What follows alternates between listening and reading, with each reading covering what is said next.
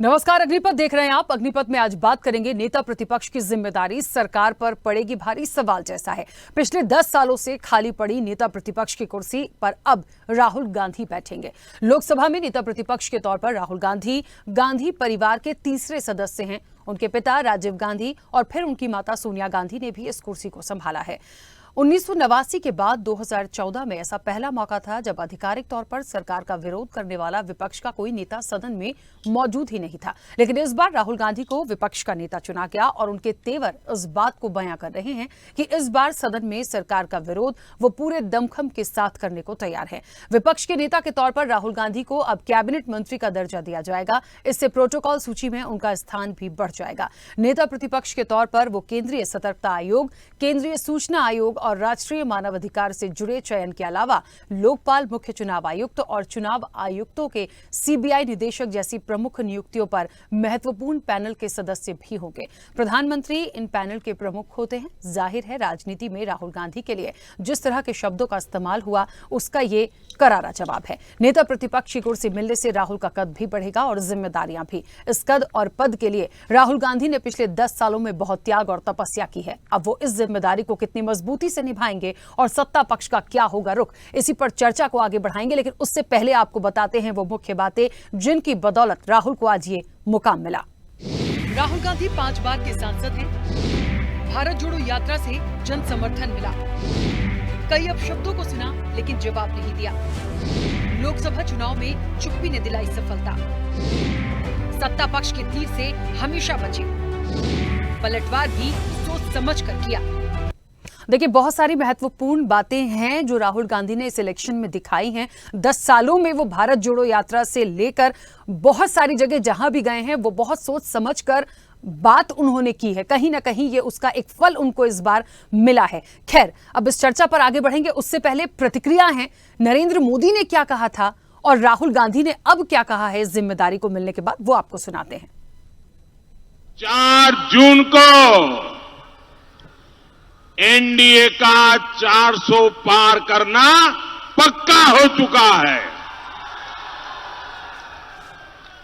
इतना ही नहीं, कांग्रेस पार्टी मान्य विपक्ष भी बन नहीं पाएगी। उसके लिए उनके शहजादे की उम्र से भी कम सीटें मिलने वाली है। नमस्कार। देश की जनता को, कांग्रेस पार्टी के कार्यकर्ताओं को, इंडिया गठबंधन के सब नेताओं को मैं दिल से धन्यवाद करता हूं। मुझे किसी ने पूछा मेरे लिए एलओपी का क्या मतलब है। एलओपी आपकी आवाज है, आपका औजार है। जो भी आपके दिल में भावना है, आपकी समस्याएं हैं, एलओपी के माध्यम से मैं लोकसभा में आपके लिए उठाऊंगा। हिंदुस्तान के गरीब लोग, दलित, आदिवासी, पिछड़े, अल्पसंख्यक, किसान, मजदूर, मैं आपका हूं। संविधान से आपकी रक्षा होती है। जहां भी सरकार ने कॉन्स्टिट्यूशन पर आक्रमण किया, कॉन्स्टिट्यूशन को सप्रेस करने की कोशिश की, वहां पूरे दम से संविधान की हम पूरी तरीके से रक्षा करेंगे। मैं आपका हूं, आपकी आवाज मैं संसद में उठाऊंगा। नमस्कार। देखिए, 2 अलग अलग बयान हैं। नरेंद्र मोदी कहते थे कि 400 पार होगा, वो हो नहीं पाया। फिर ये बात आई कि शहजादे की उम्र से भी आधी सीटें होंगी, वो भी नहीं हो पाया। राहुल गांधी ने सभी का धन्यवाद किया है और अब उनकी जो नई जिम्मेदारी है, देखिए, कद तो उनका बढ़ेगा ही, कद के साथ साथ जो जिम्मेदारियां हैं वो भी किसी अग्नि परीक्षा से कम नहीं होंगी, क्योंकि आप वो चेहरा होंगे, मुझे लगता है, सदन के अंदर जिसको सारी चीजों को लेकर चलना है, सबकी आवाज को लेकर चलना है और जो जनहित के मुद्दे हैं, जो विपक्ष का धर्म है, उसको अब आपको मजबूती से निभा के दिखाना है। चर्चा पर चलेंगे। तमाम मेहमान हमारे साथ जुड़े हैं। सबसे पहले आपका परिचय करा दें। भारतीय जनता पार्टी का पक्ष रखने के लिए प्रवीण सिलोनिया हमारे साथ जुड़ी हैं। प्रवीण जी, बहुत स्वागत चर्चा में जुड़ने के लिए। कांग्रेस का पक्ष रखेंगे आपसे कुछ देर में कृष्ण मुरारी जाटव, उनका भी स्वागत है, फिलहाल हमारे साथ कनेक्ट नहीं है। और वरिष्ठ पत्रकार अरविंद खोकर जी हमारे साथ जुड़े हैं। अरविंद जी, आपका भी बहुत स्वागत है। चर्चा की शुरुआत सबसे पहले प्रवीण जी आपसे। मेरी आवाज पहुंच रही है? चलिए, प्रवीण जी तक मेरी आवाज नहीं पहुंच रही है। अरविंद जी, मुझे सुन पा रहे हैं? जी बिल्कुल, बताइए। अरविंद जी, क्या लगता है जो एक जिम्मेदारी राहुल गांधी को मिली, एक नेता प्रतिपक्ष, एक तो लंबे समय बाद लंबा समय संघर्ष का भी उनका देख लिया जाए, किस तरह से देखते हैं, कितनी बड़ी जिम्मेदारी के रूप में है और क्या वाकई जो बहुत सारी चीजें उनके लिए बोली और कही गई थी आज उस वो कद जो है उनका बढ़ेगा? देखिए, ये बताऊं कि विपक्ष का नेता बनना, लीडर ऑफ ऑपोजिशन बनना सम्मान की बात तो है, लेकिन कोई भी बड़ा नेता लीडर ऑफ ऑपोजिशन नहीं बनना चाहता, क्योंकि ये इससे दर्शाता है कि सत्ता की लड़ाई में वो हार गए हैं और जनता ने इस बार उनको मौका नहीं दिया है। तो लेकिन विपक्ष का नेता की एक बड़ा सम्मानित पद है, और विपक्ष का नेता बनने राहुल गांधी थे कि पहली बार ये कोई संवैधानिक पद ये ले रहे हैं संसद के अलावा। जब तक ये पहले जब कांग्रेस की सरकार भी रही है 10 साल, जो गठबंधन सरकार रही है, उसमें भी इन्होंने कोई पद नहीं लिया था, और अब भी जो है अब बड़ी मुश्किल से शायद ये माने हैं, लेकिन अब राहुल गांधी ने खुद स्वीकार किया तो देखने वाली बात होगी राहुल गांधी इस मौके का इस्तेमाल अपने राजनीतिक कद को, अपनी राजनीतिक छवि को सुधारने के लिए कितना हद तक कर पाते हैं। लेकिन जो लीडर ऑफ अपोजिशन जो होता है, विपक्ष का जो नेता, जिसको एलओपी कहते हैं, एलओपी का जो सबसे बड़ा जो काम होता है वो होता है विपक्ष का जो है फ्लोर मैनेजमेंट करना। अब पिछले 2 दिनों से जो संसद में जो चल रहा है, उससे तो लगता है कि शायद राहुल गांधी अभी उनको बहुत कुछ सीखना बाकी है, खास करके जो स्पीकर के चुनाव को लेकर के जो बात हुई है, वो देखिए एलओपी के नाते उनकी जिम्मेदारी थी कि वो वोटिंग करवाते हैं नहीं करवाते, अपनी दल की स्थिति वो पहले सभी विपक्षी नेताओं से बात करके तब वो उम्मीदवार उतारना था। कल देखिए बात तो है कि कल मत विभाजन तो नहीं हुआ, लेकिन वोटिंग तो उस पर हुई, ध्वनि मत से तो वो पास हो गई, मोशन तो मूव हो गया था कल वो। फिर उसके बाद जो अब ये संविधान को लेकर, जो इमरजेंसी को लेकर के जो स्पीकर ने, जो राष्ट्रपति ने जो कल स्पीकर ने बात की और आज राष्ट्रपति का अभिभाषण में जो बात आई है, उसमें भी जो इंडिया गठबंधन है उसके अंदर साफ तौर पर दरार बिल्कुल दिखाई दी। देखिए, विपक्षी नेता का सबसे बड़ा काम ही अपने जो गठबंधन के बीच में मैनेजमेंट करना है, फ्लोर मैनेजमेंट करना है। अभी 2 घटनाक्रम तो जो मैंने बताया, उससे लगता है कि राहुल गांधी को भी काफी कुछ सीखना पड़ेगा, लेकिन हाँ ये जरूर है कि राहुल गांधी के पास अब एक ऐसा मौका है कि जो उसकी जो छवि बनाई गई है, जो कांग्रेस आरोप लगाती है कि उसमें बीजेपी का जो समर्थक तंत्र है उसने उनकी मदद की है, जिसमें पहले उनको पप्पू कहते थे, दूसरी चीजें कहते थे, अब उसके ऊपर राहुल गांधी के ऊपर सबसे बड़ी जिम्मेदारी है कि उस छवि को तोड़े और एक गंभीर राजनीतिक जो रूप में अपने आप को प्रस्तुत करें। क्योंकि राहुल गांधी के बारे में अक्सर यही कहा जाता था अभी हाल के चुनाव से पहले कि वो गंभीर नेता नहीं है, वो पार्ट टाइम पॉलिटिशियन है, कि वो अक्सर जो है ठीक जब मुद्दे समय होता है वो संसद में न रह करके विदेश में होते हैं। तो अभी राहुल गांधी के ऊपर है कि उनके ऊपर ये जिम्मेदारी आई है कि लीडर ऑफ अपोजिशन बनने के बाद न केवल वो विपक्ष की आवाज बने, बल्कि जो दूसरी जो उन्होंने अपनी वीडियो जो संदेश दिया था राहुल गांधी ने, उनमें जो बात कही है कि सरकार जब भी इधर उधर जाए उसमें वो अपनी बात रखे और अपनी जो छवि है उसको भी गंभीर नेता के रूप में उसको प्रस्तुत करेंगे। तो लीडर ऑफ अपोजिशन बनना एक बड़ा कांटो भरा ताज है, उसमें अगर आप हल्का सा भी इधर उधर कहीं हुए तो न केवल आपकी छवि बल्कि आपके जो गठबंधन है, इंडिया गठबंधन के जो साथी हैं वो भी आपसे दूर हो सकते हैं। और वहीं अगर आप इसमें कामयाब हो गए तो आपकी एक छवि बेहतर नेता की बनेगी। जो आमतौर पर जो सवाल पूछा जाता है कि मोदी के बाद मोदी का विकल्प कौन, तो कांग्रेस की पूरी रणनीति रहेगी और राहुल गांधी के पास ये मौका भी है कि सवाल का शायद जवाब बन पाए। जी बिल्कुल ठीक है। कांग्रेस का पक्ष रखने के लिए हमारे साथ कृष्ण मुरारी जाटव जी भी जुड़ गए हैं। प्रवीण जी, पहले आपसे सवाल, मेरी आवाज पहुंच रही है? मुझे आपकी आवाज पहुंच रही है। नमस्कार जी। प्रवीण जी, बड़ा सवाल है, राहुल गांधी मतलब जिनके लिए बहुत सारी टिप्पणियां की गई, जिनकी भारत जोड़ो यात्रा थी, खैर उनका कद बढ़ेगा, सम्मानीय है, बढ़ेंगे आगे, ये अच्छी बात है। किस तरह से भारतीय जनता पार्टी ले रही है और क्या एक कहते हैं ना कि एक बराबरी वहां पर कहीं ना कहीं देखी जाएगी? देखिए, पक्ष विपक्ष की जिम्मेदारियां अलग अलग होंगी, मुद्दों पे हो सकते हैं लड़ाई झगड़े, लेकिन राहुल गांधी का उस जगह पे बैठना और इस पूरे इलेक्शन में वो जिस तरीके से आए हैं निकलकर, किस तरह से लेती हैं? देखिए, मैं सबसे पहले तो ये कहना चाहूंगी कि 10 सालों में कोई भूमिका नहीं निभाई नेता प्रतिपक्ष की इंडी गठबंधन की तरफ से। जब ये इंडी गठबंधन बना तो उसके बाद जब ये लोकसभा का रिजल्ट आया तो एक चर्चा होती है, चर्चा होने के बाद ही नेता प्रतिपक्ष चुना जाता है। जबकि ममता जी जो इनके साथ में इंडी गठबंधन में थी, उन्होंने खुद कहा है कि हमसे कोई चर्चा नहीं हुई, सोनिया गांधी जी ने हमसे कोई राय नहीं ली। तो इट मीन्स कहने का मतलब यही है कि यहाँ भी गांधी परिवार को बढ़ावा दिया जा रहा है। और जो गठबंधन की तरफ से जो नेता इनको बनाया है या इंडी गठबंधन ने इनको जो सहयोग दिया है, लेकिन वो सहयोग भी कहीं दिखता नजर नहीं आ रहा। केजरीवाल जी भी इनसे बिल्कुल साइड हो गए हैं, लोकसभा में साथ में दिख रहे थे, अब बिल्कुल अलग हो गए हैं। तो आपसी फूट तो इनमें वैसे ही पड़ी हुई है। 5 साल तक ये निभाएंगे तो बहुत बड़ी बात है कि 5 साल तक ये कैसे निभाएंगे। वैसे भी जो हमारी ये संसद की 17वीं जो संसद थी, 17वीं संसद में भी इनकी जो चर्चा रही है, चर्चा मुश्किल से 8 बार ये संसद में पेश हुए हैं और कम से कम 50% ये बाहर रहे हैं, विदेशी इनके दौरे होते हैं। तो ये इनके लिए ही ज्यादा मुश्किल होगा और सत्ता पक्ष के लिए कोई बड़ी बात नहीं है कि इनकी सत्ता पक्ष जो चलता है, कार्य करता है, वो सबका साथ सबका विकास के साथ जो कार्य कर रही है भारतीय जनता पार्टी, वो वैसे ही आगे भी करती रहेगी अपने तीसरे टर्म में, क्योंकि जो एक दशक में कार्य किया है पूरा विश्व को देखता है और पूरा विश्व उससे भली भांति परिचित है कि नरेंद्र मोदी जी ने, प्राइम मिनिस्टर ने किस तरह से देश को आगे बढ़ाया है, कितनी प्रगति देश को दिलाई है। तो इनके नेता प्रतिपक्ष बनने से जो सत्ता पक्ष है, सत्ता पक्ष को कोई परेशानी नहीं है, बस ये अपनी जिम्मेदारियों को मजबूती से निभाएं, क्योंकि अपनी जिम्मेदारियां ये निभाएंगे तो सदन बहुत अच्छे से चलेगा।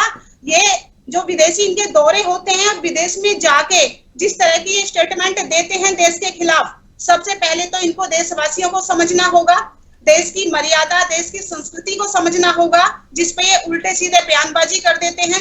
विदेशों में जाके अपने देश के खिलाफ जो इनके बयानबाजी, जो शब्द होते हैं, उनसे देश की जनता बहुत आहत होती है।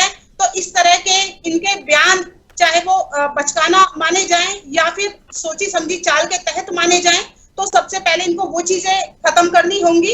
एक अहम भूमिका होती है नेता प्रतिपक्ष की, क्योंकि भूमिका इसलिए मेन मानी जाती है, बड़ी बड़ी जो एजेंसीज हैं, चाहे वो सीबीआई हो या और अथॉरिटीज हो, उनमें एक अहम भूमिका होती है। बड़ी बड़ी जो नियुक्तियां होती हैं, प्रधानमंत्री जी के साथ में प्रतिपक्ष नेता भी वहीं मौजूद होते हैं, उनकी सहमति से ही वो आगे की नियुक्तियां होती हैं, तो उनकी भी जिम्मेदारी बनती है। और देश के अंदर यानी कि संसद के अंदर जब कोई भी विधेयक चर्चा पे आता है, तो चर्चा पे आने के लिए अपोजिशन की तरफ से जो नेता होता है, तो वही जिम्मेदारी राहुल जी को दी गई है। ये कितना उसको निभाएंगे ये तो राहुल जी ही जाने। मुझे नहीं लगता कि ये 5 साल तो छोड़ो, 1 साल भी पूरा करके दिखा दें, क्योंकि वो चीजें इनमें नजर आती हैं। एक बात बड़ी महत्वपूर्ण है, ठीक है, मैं काफी देर से सुन रही हूँ प्रवीण जी, वो जिम्मेदारियां निभाएंगे नहीं निभाएंगे, जब जिम्मेदारी दी गई है और उनका चुनाव उस चीज के लिए हुआ है तो जिम्मेदारी तो उनको निभाना है, इतनी समझ तो उनमें भी होगी। महत्वपूर्ण ये है कि इस पूरे लोकसभा के चुनाव में जिस तरीके से वो आए हैं चीजों को लेकर, मतलब ये कहा जा रहा था कि प्रधानमंत्री कोई ऐसी बयानबाजी ना करें, उन्हें शोभा नहीं दिखती, तो पीएम तो बहुत कुछ बोल गए, लेकिन राहुल गांधी जो है बहुत संभल कर पलटवार करते हुए सिलेक्शन को निकाल कर गए हैं। हो सकता है वो उनकी समझदारी थी, हो सकता है वो उनका अपना एक अनुभव था, क्योंकि पहले तो ये सारी चीजें नहीं देखी गई, अब इतना बदलाव क्यों? तो कोई ना कोई स्ट्रेटेजी होगी, तभी उस जिम्मेदारी पर वो आए हैं। और आने वाले समय में कितना महत्वपूर्ण होगा, किस तरह से जब वो प्रॉपर मुद्दों पर चर्चा स्टार्ट होगी तो कितनी बड़ी जिम्मेदारी होगी, ये देखने वाली बात होगी। खैर, वापस आऊंगी आपके पास। कृष्ण मुरारी जी, आवाज पहुंच रही है? चलिए अरविंद जी, वापस आप ही की तरफ एक बार फिर से। एक बड़ा महत्वपूर्ण सवाल है, कई सारे मुद्दे ऐसे हैं, कई सारे बिल ऐसे हैं जिन पर चर्चा होनी होगी। अभी प्रवीण जी भी कह रही थी कि बहुत सारी चीजों पर राहुल गांधी जी की जरूरत पड़ेगी, राय मशवरा होगा, कई नियुक्तियों को लेकर जिम्मेदारियां होंगी, तो जाहिर तौर पर होगी। मुझे लगता है जब एक पैनल में वो बैठेंगे महत्वपूर्ण, जिसका नेतृत्व खुद पीएम मोदी करते हैं, तो जब आप एक मेंबर बनते हैं किसी चीज का, तो आपका भी एक ओपिनियन लिया जाता है। तो वहां के बाद ये स्थितियां खत्म हो जाएंगी कि ईडी किसकी है, चुनाव आयोग किसका है, सीबीआई किसका है। एक महत्वपूर्ण जिम्मेदारी निभाएंगे ना उनको चुनने में, जब हम उन पदों के लिए एक नियुक्तियां करेंगे, एक चुनाव होगा, क्या इस चीज से निजात मिलेगी आने वाले समय में? देखिए, निजात तो मिलनी मेरे मुश्किल है। देखिए, विपक्ष में है कांग्रेस और जो दूसरे हैं वो तो उनका तो विपक्ष का तो धर्म भी यही है कि सरकार की जो है, जो भी उसको लगता है गलती है तो उसको उठाए, उसका उजागर करे। लेकिन राहुल गांधी के सामने जो सबसे बड़ा जो मुश्किल जो या जो उनकी राजनीतिक सूझबूझ की अगर परीक्षा जो होगी, वो नियुक्ति के समय तो होगी ही होगी। इसके अलावा जो उनकी सबसे बड़ी परीक्षा ये होगी, देखिए उनके गठबंधन में जो नेता हैं या जो दल है, उनका जन्म ही कांग्रेस विरोध को लेकर के हुआ है, तो उनके साथ कैसे तालमेल बना पाएंगे किसी महत्वपूर्ण मुद्दे को लेकर के। खास करके देखो, जैसे मैंने अभी अब जिक्र किया था कि जो इमरजेंसी को लेकर के जो मोशन आया था, इमरजेंसी को लेकर के जो जिक्र हुआ है, उसमें इंडिया गठबंधन के अंदर जिसको अगर फूट कहना चाहे तो फूट भी वो हुई है, क्योंकि समाजवादी पार्टी से दूसरी पार्टियों ने उसका समर्थन किया है, कांग्रेस ने उसका समर्थन नहीं किया, क्योंकि कांग्रेस के ऊपर वो हमला है सीधा सीधा हो। तो इस तरह राहुल गांधी की जो राजनीतिक समझ या राजनीतिक सूझ या उन्होंने अब तक के जो राजनीतिक जीवन में उन्होंने अब तक क्या हासिल किया है, उस सब की परीक्षा नेता प्रतिपक्ष के तौर पर बिल्कुल निश्चित तौर पर होगी। क्योंकि जैसे मैंने बताया था कि नेता प्रतिपक्ष की सबसे बड़ी जो भूमिका होती है फ्लोर मैनेजमेंट में होती है। देखिए, ये लोकतंत्र गणित का खेल है, अंकगणित का खेल है, जिसके पास जितनी संख्या। देखिए, जो अगर जो जैसे कि बीजेपी कह रही है, और ये कांग्रेस को पहले ही सोचना चाहिए था, और बतौर नेता प्रतिपक्ष जिम्मेदारी राहुल गांधी की बनती है, स्पीकर के चुनाव को या तो करना नहीं था, तो अगर वो करने की अगर ठान लेते फिर ये वोटिंग भी हो जानी चाहिए थी। लेकिन हो सकता है शायद फिर इनको ये समझ आई हो कि वोटिंग होती है तो संख्या हो सकता है जितनी एनडीए की उससे ज्यादा हो, तो यही काम नेता प्रतिपक्ष का, यही सूझबूझ उसको आगे बढ़ाती है, यही सूझबूझ उसको सरकार को कितना दबाव सरकार उसका मानेगी या सरकार को घेरने में कितने सफल हो पाएंगे, इसी तरह की सूझबूझ और इस तरह के फ्लोर मैनेजमेंट की जरूरत होती है। और राहुल गांधी के ऊपर सबसे बड़ी जिम्मेदारी यही होगी जब नियुक्तियां होंगी। कि देखिए ईडी का जो प्रमुख है, ईडी प्रमुख का चुनाव अभी जल्दी ही होना है, क्योंकि चुनाव चलते हैं और चुनाव आयोग में जो नियुक्तियां की जानी है उनमें तो होगी ही होगी। इसके अलावा सबसे बड़ी जो भूमिका होगी उनकी वो होगी फ्लोर मैनेजमेंट की, क्योंकि हो सकता है कोई ऐसा नाम हो जो कांग्रेस को तो पसंद ना हो लेकिन टीएमसी को पसंद हो या किसी दूसरे नेताओं को वो पसंद हो, तो उनके चलते कितने वो विरोध कर पाएंगे और इन नेताओं के साथ वो कैसे मैनेजमेंट कर पाएंगे। जिन नेताओं का या जिन दलों का जन्म ही कांग्रेस विरोध को लेकर के हुआ है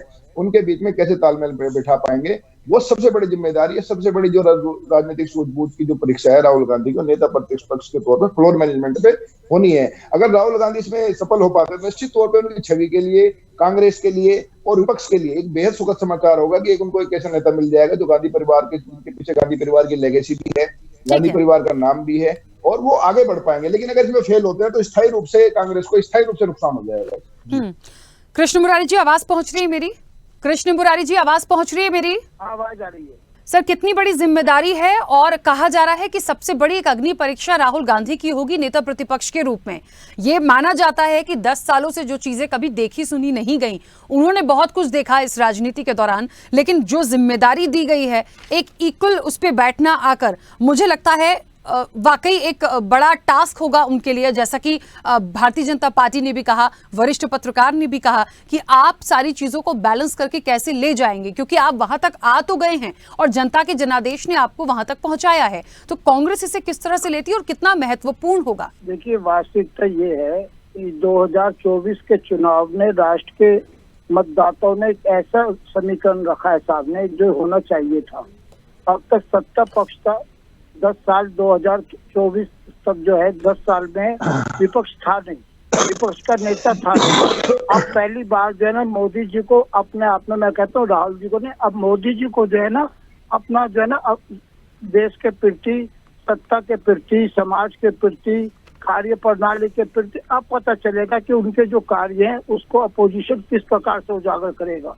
आज विपक्ष के नेता के रूप में राहुल गांधी जी मालूम कर सकते हैं कि आपका जो है जो काम, बहुत सारे ऐसे हैं जिनकी जानकारी नहीं आती थी, अब वो जानकारी सामने आएगी। उदाहरण के तौर पर इलेक्टर बॉन्ड का मामला था, वो आ सकता है सामने। जो फाइलें खो गई वो फाइलों की आवाज उठाई जा सकती है।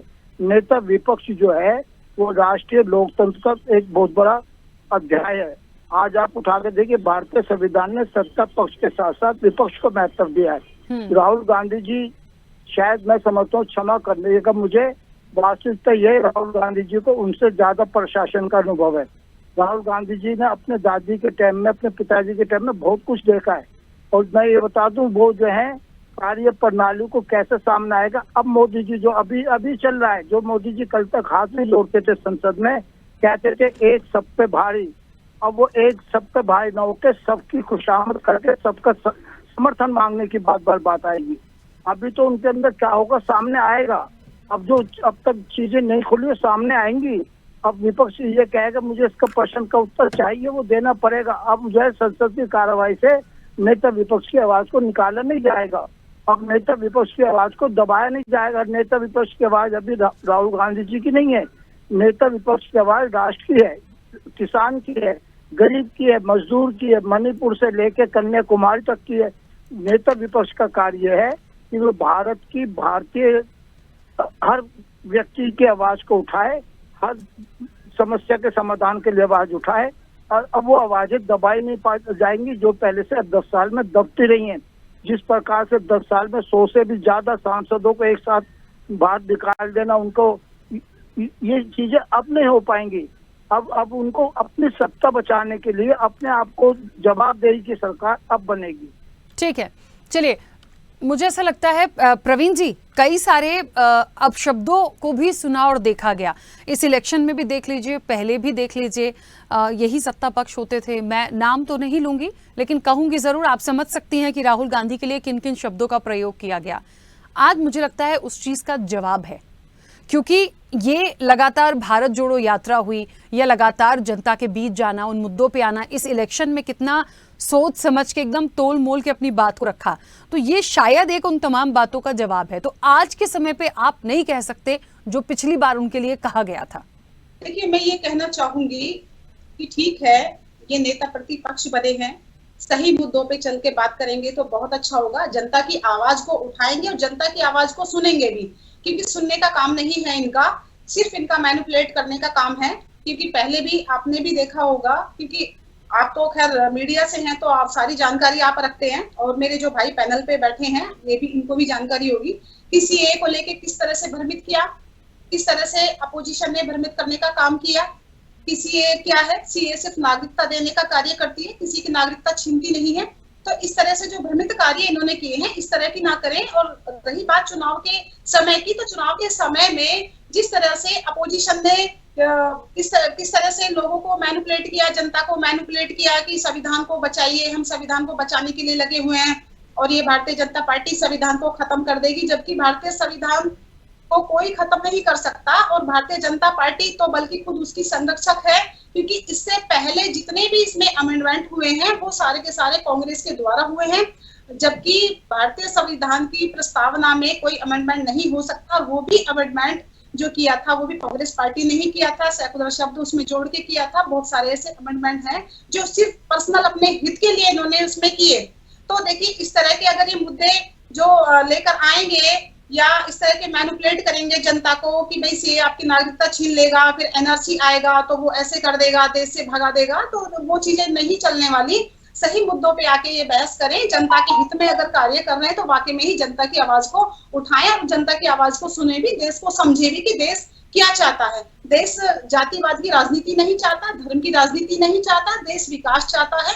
देश को फलने फूलने दीजिए, विकास करने दीजिए, और भ्रमित फैलाने का जो कार्य है वो ना करें।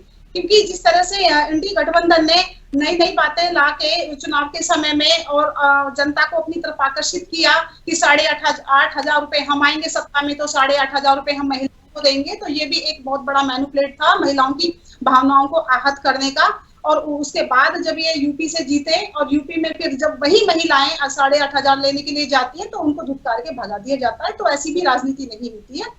ठीक है, अब जो भी कुछ है, सत्ता पक्ष और विपक्ष दोनों ही अगर अच्छे से कार्य करेंगे इसको देख करके कि जनता क्या चाहती है, क्योंकि भारतीय जनता पार्टी हमेशा महिलाओं की, दलितों की, वंचितों की और आदिवासियों की सबकी हितैषी रही है। सभी वर्ग, धर्म, जाति के लिए काम किया है, किसी को छोड़ा नहीं है, सभी को समान रूप से योजनाओं का भी लाभ मिला है, किसी को वंचित नहीं किया है। तो उसी के हिसाब से अगर ये चलेंगे, मेरे कहने का मतलब ये है कि सही मुद्दों को सही समय पे बोलेंगे तो ज्यादा अच्छा होगा। भ्रमित ना करें, गलत मैनिपुलेट करके देखिए, लोगों को। जहां तक कहते हैं ना कि लुभावनी बातें करना, लुभावने वादे करना, तो ये सब बातें तो आती रहती हैं राजनीति में। उसका इम्प्लीमेंट आपने कितना किया, आप उसको लेकर काम कितना कर रहे हैं, ये मंशा साफ होनी बहुत जरूरी है। कृष्ण मुरारी जी, क्योंकि समय की सीमा है, बहुत जल्दी से अपनी बात रखिएगा। एक छोटा सा सवाल है, कई सारे आरोप अभी प्रवीण जी लगा रही थी। मुझे लगता है जो आपके कमिटमेंट थे, भले ही आप विपक्ष में हैं, मजबूत विपक्ष के साथ हैं, लेकिन आप लोगों ने भी अपना एक पूरा प्लान करके रखा था कि जनहित के लिए क्या चीजें होंगी, तो वो करवाना जिम्मेदारी विपक्ष की है कहीं ना कहीं। उसको लेके कितने काम करने की जरूरत है? देखिए, काम करने का बहुत सादा सा है। मैं तो ये कहूँगा माननीय लोकसभा अध्यक्ष को 55-45 की रेशो लगभग है। जितना कार्यकाल की सदन चलता है उसमें उतने प्रतिशत, 45% का समय विपक्ष को दे दें तो पता चल जाएगा विपक्ष अपनी बात क्या रखेगा। जब लोकसभा अध्यक्ष है ना, विपक्ष की बातों को सुनने का समय कम देंगे, सच्ची बातों को सुनने के लिए काटने का प्रयास करेंगे, वो लोकतंत्र के लिए लाभकारी नहीं है। लाभकारी ये जितना लोकसभा के संसद हैं उसके अनुपात में विपक्ष को समय दिया जाए ताकि वो अपनी बात कह सके, वो अपनी बातों को उठा सकें, अपनी समस्याओं को समाधान के लिए आवाज उठा सकें। आज किसान की बात हो, चाहे मजदूर की बात हो, इन बातों पर नहीं जाता। तो आदरणीय मोदी जी ने इतने करें कि 2 करोड़ की नौकरियां दे रहे थे, भारत के अंदर बेरोजगारी मिट गई है।